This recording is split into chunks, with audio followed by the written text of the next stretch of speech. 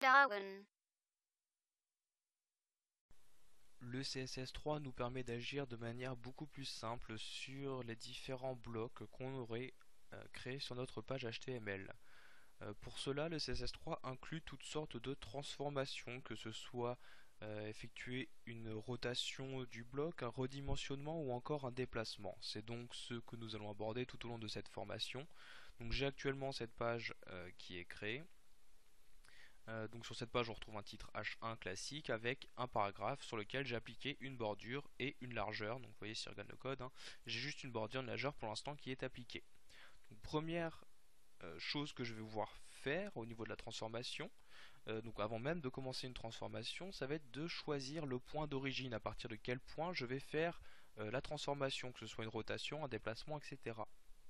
Donc cette origine, je peux la choisir via la propriété transform-origine. Donc sachez que ceci n'est pas obligatoire, Par défaut, si ne vous précisez pas d'origine, ce sera forcément l'origine basique, c'est-à-dire en haut à gauche du bloc en question. Donc, mais si je veux choisir une autre origine, j'ai deux possibilités, soit je rentre des valeurs en pixels, donc d'abord au niveau de l'axe des abscisses, puis au niveau de l'axe des ordonnées. Donc je me déplace ici de 10 pixels et 10 pixels par rapport en haut à gauche, ou alors je rentre des valeurs écrites, par exemple en haut à droite, top right ou bottom left, etc. Bon, ici, comme j'ai dit plus tôt, je vais garder l'origine par défaut, donc je ne précise pas le transform origine et je commence tout de suite une transformation. Donc toute transformation que nous allons effectuer se déroulera dans une propriété, la propriété transform, et c'est justement au niveau des valeurs que vous allez pouvoir choisir quel type de transformation vous souhaitez effectuer. Donc la première que nous allons faire, la rotation. La rotation se fait via une valeur, une fonction on va dire, qui s'appelle rotate, et au niveau des parenthèses, donc qui demande une information, nous allons ici renseigner une valeur en degrés, donc de combien de degrés nous souhaitons faire une rotation. Donc par exemple, je vais faire une rotation de 45 degrés. Donc vous écrivez la valeur suivie de DEG pour degrés. J'enregistre ici ma page et je rafraîchis celle-ci et vous pouvez voir que la rotation de 45 degrés a donc été effectuée.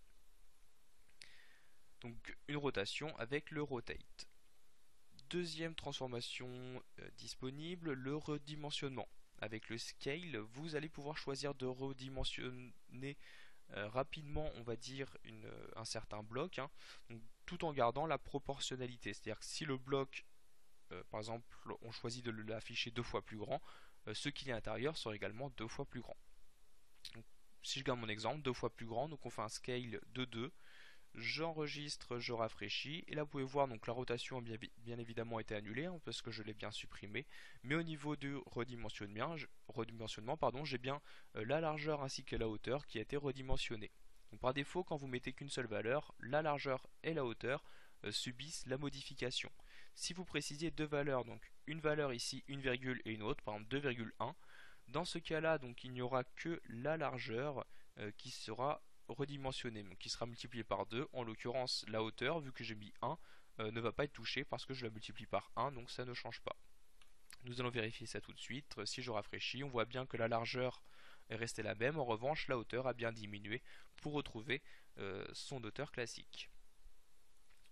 Donc par exemple ici, si je mets 3 comme ceci, 2,3, vous pouvez voir que la hauteur a bien, en l'occurrence ici, été multipliée par 3. Dernière transformation que nous allons voir, la translation, c'est-à-dire le fait de déplacer votre zone. Donc, translation qui se passe par la valeur translate. Donc au niveau de translate, vous pouvez préciser comme d'habitude qu'une seule valeur. Dans ce cas-là, la translation, le déplacement va se faire aussi bien sur l'axe des X que sur l'axe des Y. Donc cette valeur sera utilisée pour les abscisses ou pour les ordonnées.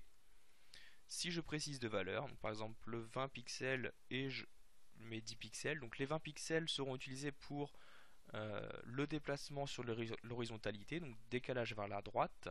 Le 10 pixels sera utilisé pour la verticalité, donc décalage vers le bas. Si je rafraîchis, on voit bien ici que ma zone est légèrement descendue parce que j'ai donc fait un décalage de 10 pixels vers le bas. Dernière parenthèse que je voulais voir, c'est que, comme vous l'avez sûrement remarqué, tout ce qu'on a utilisé se trouve dans la même propriété transform.